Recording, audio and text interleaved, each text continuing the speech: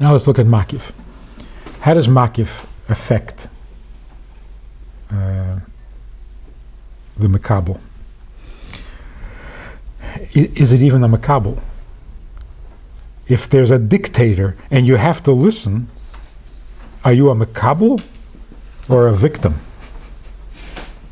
But let's call it Makabel because there's an effect, an exchange.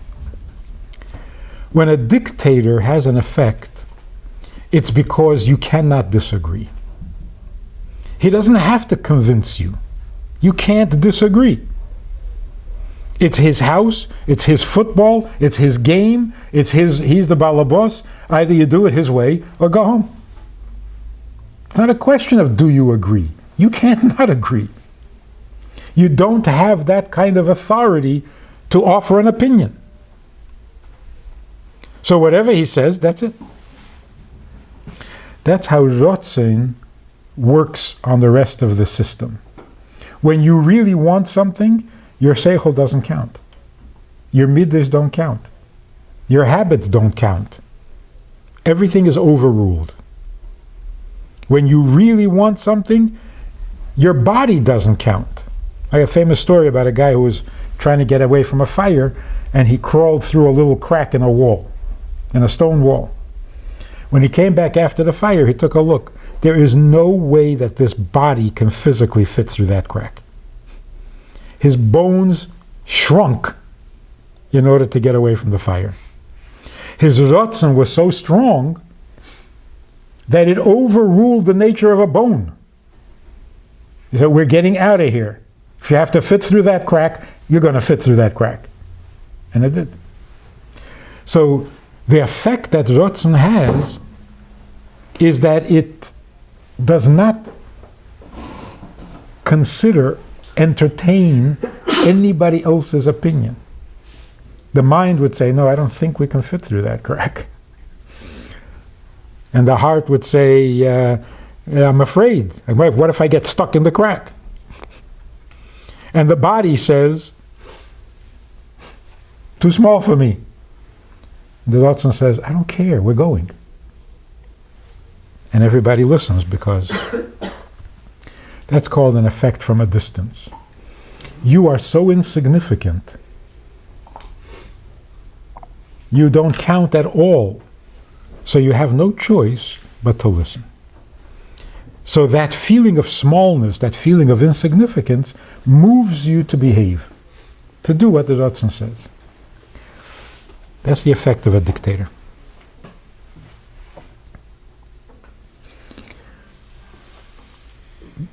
The effect of a husband on a wife, from that, in that form of, you're the boss. You marry her. You propose to her. You give her a house. She goes to your life. She takes your name. And in that, there's no discussion. You don't have to convince her. You don't have to prove it to her. It's done. This is the way it is. That's a power that is very necessary, but can be easily abused or overused. It is more powerful than the Hashpa'ah Pnimis. What he says in the Maamar is that a marriage is really Hashpa'ah Atzmis, making babies. But in order to get to the Hashpa'ah Atzmis, you first have to have a Hashpa'ah Makif, not Pnimi. The Hashpa'ah Makif, like the chuppah, the badekun, it's not very personal. It's a Makif. But that Makif is so powerful that it enables the Hashpa'ah Atzmis. And that responsibility is on the man, on the chassan. And the reason it is necessary is because without it, the makabel can't be makabel. So it's the makabel's problem but the Mashpia's obligation. So it's almost like this. The Mashpia, he's supposed to give. The Makabel, she's supposed to be Makabel. What if she can't? Logically, you would say, look, I'm doing my part, you do your part. You can't do your part, well, that's your problem. So the Maamar says, that's not how it works. If the Makabel can't be Makabel, it's the Mashpia's job to make her into a Makabel. It's almost like the Eibishter says, you make the keli, I'll give you the bracha. You can't make a keli, then I'll make the keli also. V'hu yichalkel lecha, he'll make the keli also if he has to. Because that's a real Mashpia. So a real Mashpia is in some way obligated to enable the Makabel in a positive way. Positive enabler, not a negative enabler. So let's understand what this is, because this is the ikar of the Maamar. What's harder, to be a Makabel or to be a Mashpia? It is much harder to be a Makabel, because a real Mashpia and a real Makabel have to give up everything. If you don't give up everything, then you're not a Mashpia, you're not a Makabel. Meaning, there's no such thing as partial Hashpa'ah. There's no halfway. And there's no such thing as partial Makabel. It's all or nothing. A real Mashpia gives himself away completely. A guy comes into a lecture hall in a university, delivers a lecture and goes home.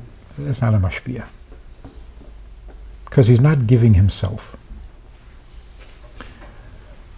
A Makabel, who is only Makabel on a condition and partially, it's not a Makabel at all. That's not a Makabel. That's a critic. So if you're sitting in a class and you're listening to a Maamar, to whatever it is, and you're thinking, I don't agree with that. Or I know that already. I know. Or even, wow, that makes a lot of sense. Yeah, that fits with what I learned someplace else also. In all of these cases, you're not a Makabel. You're an audience. You're an observer. You're a critic. You're a judge. You're not a Makabel. A Makabel means I do nothing but absorb. I'm letting the words I hear soak into and get absorbed into my whole metzius. And I'm not holding back on anything, and I'm not distracted by anything. All I'm doing is being Makabel, being receptive. In English, it makes more sense. You can't be partially receptive. If you're holding back, then you're non-receptive. To be receptive means all the way. When's the last time you sat by a shir, you sat with a Rosh Hashiva or with a Mashpia, and whatever you heard was fine with you? All you wanted to do was hear it. Even people came to a Fabringen by the Rebbe. Real Chassidim would come, whatever the Rebbe says, that's what I want to hear. Understand, not understand, agree, disagree, not on the agenda at all. I'm here to absorb, not observe. After the Fabringen, you take what you've absorbed and you start to process it. How much did you understand? How much is comfortable, familiar? How much is not?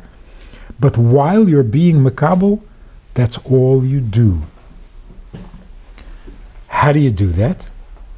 If you're coming to a Fabringen by a Rebbe, You can do that because whatever the Rebbe is going to say, perfectly fine with you.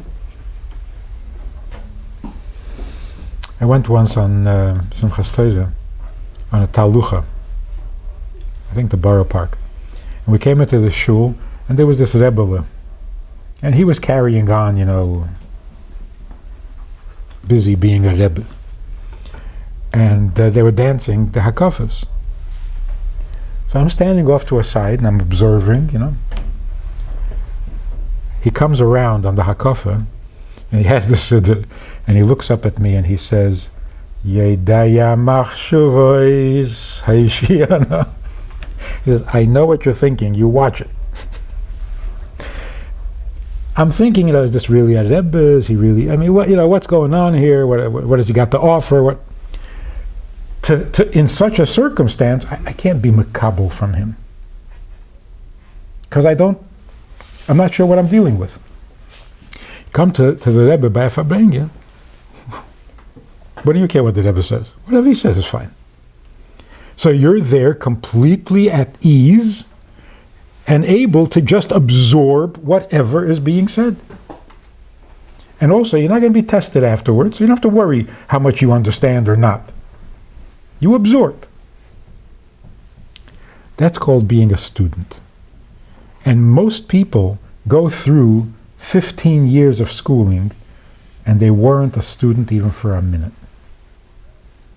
You can see in young kids, it's a tragedy. 7-year-olds. They sit and listen and they say, oh no, I never heard that. They're already not makabel. There's already a resistance to absorbing new information. They will go through school like this for another 15 years and they will never feel like a student. Then they'll look back and say, oh, my years in school is a waste of time. If you should be lucky enough to find one Mashpia, one Rosh Yeshiva, one Chavrusa, where you actually were able to absorb, even if it was one Maimah your whole life, even if it was one Seder Yeshiva, one season, you're a changed person. To be makabel means being makabel 1,000%. Be mashpia means to be mashpia 1,000%. But in order to be makabel 1,000% is much harder than being mashpia 1,000%. Why?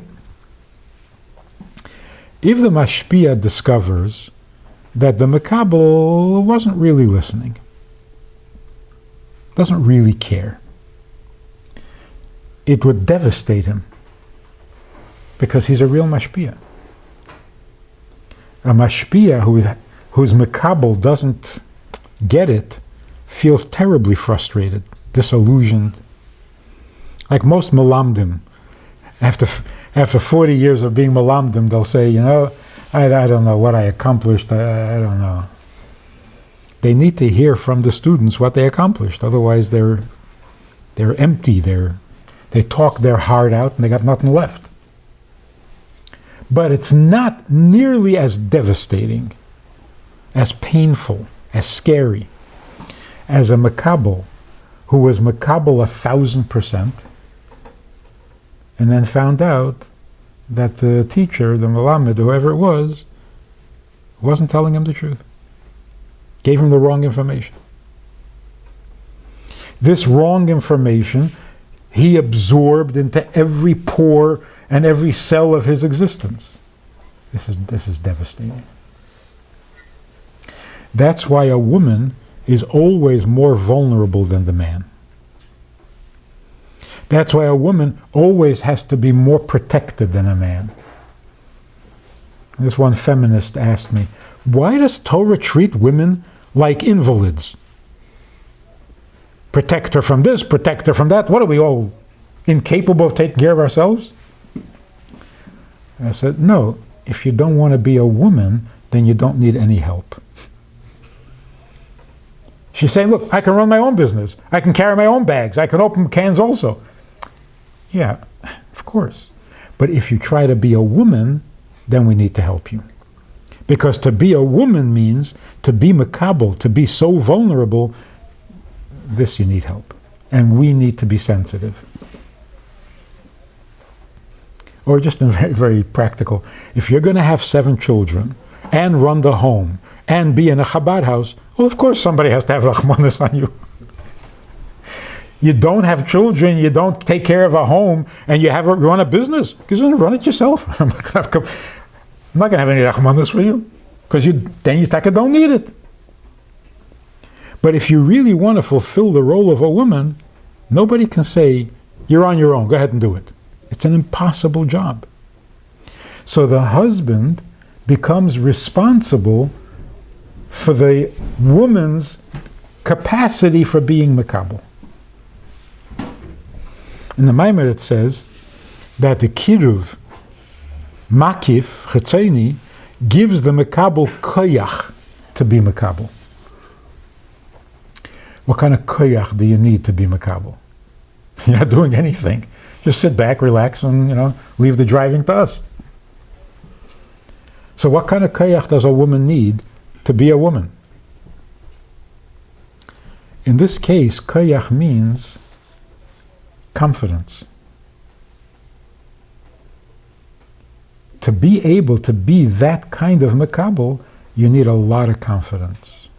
To let go and absorb whatever is given, with no restraint, with no hesitations, with no... You need a lot of strength for that. But the strength is confidence. The husband has to give his wife that kind of confidence and that kind of security that she can close her eyes and abandon herself to her husband. And never have to worry, maybe not so much, maybe... That's why women who say,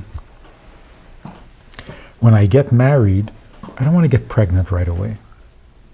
I need 2 or 3 years to get to know my husband. What does that mean? It means she's insecure. What do you need to get to know? Once you have children, you're more committed, you're stuck. So before I have children and get that stuck, I want to check it out. In other words, you don't trust him. Because they're not going to say it in those words, but that's what it comes down to. Well, am I going to have his children and I'll never be able to get rid of him? So I got to check this out. If I should want to get rid of him, it will be easier before we have children. Nobody actually thinks that consciously.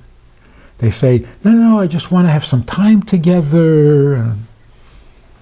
But at the bottom of it, there's a certain hesitation. I'm not giving in completely yet.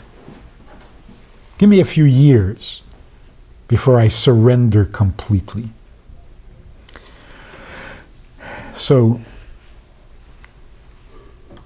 it is much harder to be a makabel than to be a mashpia. Although they're both draining, exhausting activity, the makabel is much more at risk. So the husband's job is to provide that kind of security. Where does that kind of security come from?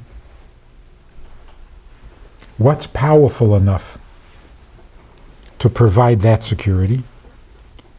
Your love? That's pnimis. Pnimis is not powerful. It's appealing. It's close. Your word, your promise, it's your word. That doesn't provide great security that the woman knows for sure that she can trust you forever and she can abandon herself to you. It has to come from a makif. Only makifim are so powerful that it can give that kind of security so that you can move on to the Hashpa'ah atzmis. And in the Hashpa'ah Atzmis, be a total Mashpia, and she can be a total Makabel. What is this Makif? What is this chuppah? A guy who says, marry me, I'll take care of you. I will love you, I'll take care of you, I'll do everything for you. Nice. It doesn't have the power of a makif. Because a makif means something bigger than you. If the husband says, I'm bigger than you, I'll be your makif. I'll be your protector, I'll be your... In the secular world, where men and women are supposed to be equal, the only thing the man has to offer is to be superior. What does a man offer his wife in a secular society? I'll be the man. I'll protect you. I'll save you. And they're equals. Something doesn't add up over here. We have fakert. We taka are equals. Husband and wife are equals. Who says you're more important? What is the makif? The makif is there is something bigger than both of us. And that's where the security comes from. There's makif over the chassan and there's a makif over the kala. This makif is strong enough to give a woman absolute confidence. Because she sees that her husband, the Mashpia, is bottled to that makif.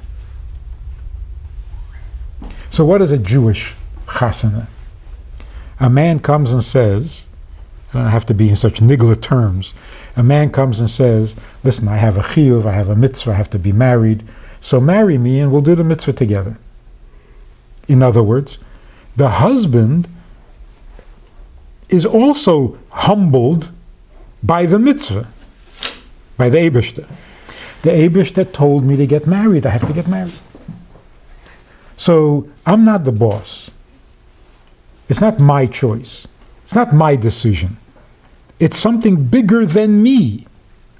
That can give confidence that this relationship is strong enough, powerful enough, that you can relax. This is for keeps, this is for real, and then you can be makabel the way you're supposed to be makabel.